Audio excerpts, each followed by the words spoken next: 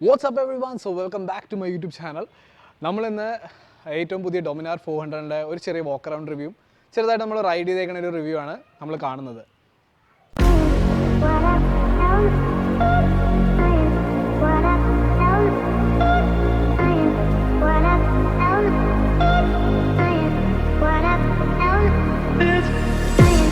അപ്പോൾ നമ്മൾ എത്ര പേര് ഈ ഡൊമിനാർ ചെറിയ ചെറിയ മോഡിഫിക്കേഷൻസും കാര്യങ്ങളൊക്കെ ആയിട്ട് നമ്മൾ എടുത്തവരുണ്ട്. അതായത് നമ്മൾ വണ്ടി എടുത്തതിന് ശേഷം ഓട്ടോമാറ്റിക്കായിട്ട് നമ്മൾ ചെറിയൊരു മോഡിഫിക്കേഷൻസ്, അതായത് വൈസർ മാറ്റുകയോ അല്ലെങ്കിൽ ഒരു ക്യാരിയറോ ഇങ്ങനെയുള്ള കാര്യങ്ങളൊക്കെ വെച്ചിട്ട് നമ്മൾ ചെയ്യാറുണ്ട്.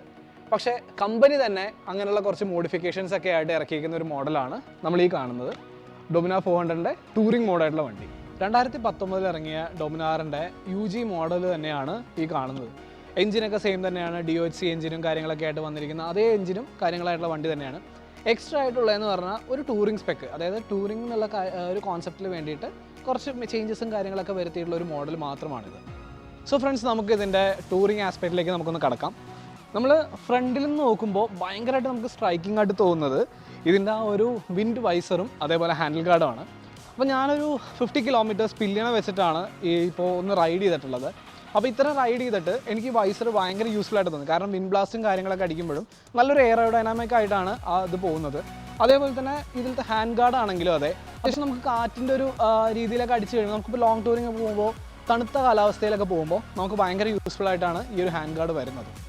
അപ്പോൾ നമ്മൾ സൈഡിലേക്ക് നോക്കുകയാണെന്നുണ്ടെങ്കിൽ ഇതിൻ്റെ ക്രാഷ് ഗാർഡ് വരുന്ന ഒരു എക്സ്റ്റൻഡ് ക്രാഷ് ഗാർഡാണ്. ഇതിൻ്റെ റേഡിയേറ്ററും കൂടി കവർ ചെയ്യുന്ന രീതിയിലുള്ള ഒരു ക്രാഷ് ഗാർഡാണ് ഈ ടൂറിംഗ് മോഡിൽ വന്നിരിക്കുന്നത്. പിന്നെ ഇവിടെ എൻജിൻ ഗാർഡ് വരുന്നതെന്ന് പറഞ്ഞു കഴിഞ്ഞാൽ ഒരു മെറ്റലിൻ്റെ ഫിനിഷിങ് വരുന്ന ഒരു ഇതും അതേപോലെ തന്നെ ഗ്ലാസ് ഫിൽ നൈലോണുമാണ് ഇതിൽ വരുന്നത്. അത് എന്തിനാണെന്ന് വെച്ച് കഴിഞ്ഞാൽ വെയിറ്റ് റിഡക്ഷന് വേണ്ടിയിട്ടാണ് ഈ ഒരു ഗ്ലാസ് ഫിൽ നൈലോൺ നമ്മൾ കൊടുത്തിരിക്കുന്നത്. ഇനി ബാക്കിലേക്ക് നോക്കുകയാണെന്നുണ്ടെങ്കിൽ ഒരു ക്യാരിയർ വന്നിട്ടുണ്ട്. നേരത്തെ ജസ്റ്റ് ഗ്രാബ് റെയിൽ മാത്രമേ ഉണ്ടായിരുന്നുള്ളൂ. ഇപ്പോൾ ആ ഒരു ഇത് കറക്റ്റ് ഒരു അടിപൊളിയായിട്ടൊരു ക്യാരിയറും അതിൽ ചെറിയൊരു ബാക്ക് റെസ്റ്റ് എന്നുള്ള രീതിയിൽ പില്ലിന് കംഫർട്ടബിൾ ആയിട്ടുള്ളൊരു ചെറിയ കുഷനിങ് കാര്യമായിട്ടാണ് വന്നിരിക്കുന്നത്. അത് നമുക്ക് വേണമെന്നുണ്ടെങ്കിൽ അഴിച്ചു മാറ്റുകയും ചെയ്യാം. നമുക്ക് വേണമെന്നുണ്ടെങ്കിൽ ലഗേജും കാര്യങ്ങളും കുറച്ചും കൂടി അടിപൊളിയായിട്ട് ഫിക്സ് ചെയ്യണമെന്നുണ്ടെങ്കിൽ അതെടുത്ത് മാറ്റാം. പിന്നെ ഒരു യൂസ്ഫുൾ ആയിട്ടുള്ള ഫീച്ചർ എന്ന് പറഞ്ഞു കഴിഞ്ഞാൽ ഡൊമിനാറിൻ്റെ 2019 മോഡലിന് ശേഷമുള്ള വണ്ടികളിൽ ഇങ്ങനെ ബഞ്ചി കോഡ് ഘടിപ്പിക്കാനായിട്ടുള്ള ഒരു 4 വള്ളികൾ സീറ്റിൻ്റെ അടിയിൽ തന്നെ ഉണ്ട്, പില്ലിൻ്റെ സീറ്റിൻ്റെ അടിയിൽ തന്നെ ഉണ്ട്. അത് നമ്മൾ റിമൂവ് ചെയ്ത് കഴിഞ്ഞ് കഴിഞ്ഞാൽ നമുക്കിത് ബഞ്ചി കോഡ് കെട്ടാനും കാര്യങ്ങളൊക്കെ ആയിട്ട് എളുപ്പമായിരിക്കും. പിന്നെ നമുക്ക് അഡീഷണൽ ആയിട്ട് വന്നിരിക്കുന്നത് ഒരു GPS മൗണ്ടാണ്. അത് കംപ്ലീറ്റ്ലി നല്ല അടിപൊളിയായിട്ട് മൗണ്ട് ചെയ്ത് വെച്ചിട്ടുണ്ട്. നല്ലൊരു ഫേമായിട്ടാണ് ഇരിക്കുന്നത്. പിന്നെ വരുന്നതെന്ന് പറഞ്ഞു കഴിഞ്ഞാൽ ഒരു ചാർജറിൻ്റെ പോർട്ട് വന്നിട്ടുണ്ട്. USB ചാർജറാണ് വന്നിരിക്കുന്നത്. അപ്പോൾ നമുക്ക് അത്യാവശ്യം ഫോണും കാര്യങ്ങളൊക്കെ കണക്ട് ചെയ്ത് കഴിഞ്ഞാൽ നമുക്ക് ഫോൺ ചാർജ് ചെയ്യാനായിട്ട് അഡീഷണൽ ആയിട്ടൊരു ചാർജറോ ഒന്നും പിടിപ്പിക്കേണ്ട ആവശ്യമില്ല. വണ്ടിയിൽ തന്നെ ഡയറക്റ്റ് നമുക്ക് യൂസ് ചെയ്യാം. ഇങ്ങനെയൊക്കെ വണ്ടിയിൽ നമുക്ക് ഓൾട്രേഷനും കാര്യങ്ങളൊക്കെ ചെയ്ത് കമ്പനി തന്നെ തരുന്നത് എന്തിനാണെന്ന് വെച്ച് കഴിഞ്ഞാൽ നമുക്ക് വണ്ടി എടുത്തു കഴിഞ്ഞാൽ നേരെ ഒരു ആക്സറി സ്റ്റോറിൽ പോയി ഇതൊന്നും മാറ്റേണ്ട ആവശ്യമില്ല. ഡയറക്റ്റ് നമുക്കൊരു ലോങ് റൈഡ് പോകാമെന്നുള്ള ഒരു കോൺസെപ്റ്റിലാണ് ഇങ്ങനെ വണ്ടി തന്നെ ഇറക്കിയിരിക്കുന്നത്. അത്യാവശ്യം നമ്മുടെ സിറ്റി ലിമിറ്റ്സിലൂടെയൊക്കെ ഓടിക്കുമ്പോഴാണെങ്കിലും വണ്ടി നല്ല കംഫർട്ടബിളാണ്. വണ്ടി നല്ല സ്റ്റേബിളായിട്ട് തന്നെയാണ് നമുക്ക് പോകാൻ പറ്റുന്നത്. ഈവൻ സസ്പെൻഷൻ ആണെങ്കിലും അപ്സൈഡ് ഡൗൺ ഫോക്കാണ്. വണ്ടി നല്ല അടിപൊളിയായിട്ടാണ് നമുക്ക് ഓടിക്കാൻ പറ്റുന്നത്. ചെറിയ ചെറിയ ഹംസൊക്കെ പോകുമ്പോഴൊക്കെ നമ്മളിപ്പോൾ ഒരു 19 കിലോമീറ്റർ ഓടിച്ചു. അപ്പോൾ ഇത്രയും നമ്മൾ ഓടിച്ചതിൽ നമുക്ക് മെയിനായിട്ട് ഇതിനകത്ത് എടുത്ത് പറയേണ്ട ഒരു കാര്യം എന്ന് പറഞ്ഞു കഴിഞ്ഞാൽ ഈ വണ്ടി ലോങ് ടൂറിങ്ങിനായിട്ട് നല്ല അടിപൊളി വണ്ടിയാണ്. കാരണം കുറേ പേര് ഈ വണ്ടിയായിട്ട് കുറേ റൈഡ്സും കാര്യങ്ങളും ഒക്കെ പോയിട്ടുണ്ട്. അതായത് ഒഡീസി, അതായത് ഇവരുടെ തന്നെ പോളാർ ഒഡീസി, അങ്ങനെ 2-3 റൈഡ്സൊക്കെ ആയിട്ട് പോയിട്ടുണ്ട്. അപ്പോൾ അങ്ങനൊരു കുറേ ഒരു ലോങ് ടൂറിങ് എക്സ്പീരിയൻസ് ഈ വണ്ടിയിലുണ്ട്. ഇപ്പോൾ നമ്മുടെ കുറേ ഫ്രണ്ട്സ് തന്നെ K2Kയും ഓൾ ഇന്ത്യ റൈഡും എല്ലാം ഈ ഒരു ഡൊമിനാറിൽ, അതായത് പഴയ മോഡൽ ഡൊമിനാറിലാണ് പോയിട്ടുള്ളത്. പ്ലസ് അതിൽ ഈ പറഞ്ഞ മാതിരി നമ്മൾ ആക്സസറീസും കാര്യങ്ങളും എല്ലാം ഫിറ്റ് ചെയ്തിട്ടുള്ള ഒരു വണ്ടിയായിരുന്നു അത്. അപ്പോൾ അത്യാവശ്യം നമുക്കൊരു പില്ലിനൊക്കെ ആയിട്ട് പോകുമ്പോഴാണെങ്കിലും വലിയ സ്ട്രെയിനും കാര്യങ്ങളൊന്നുമില്ല.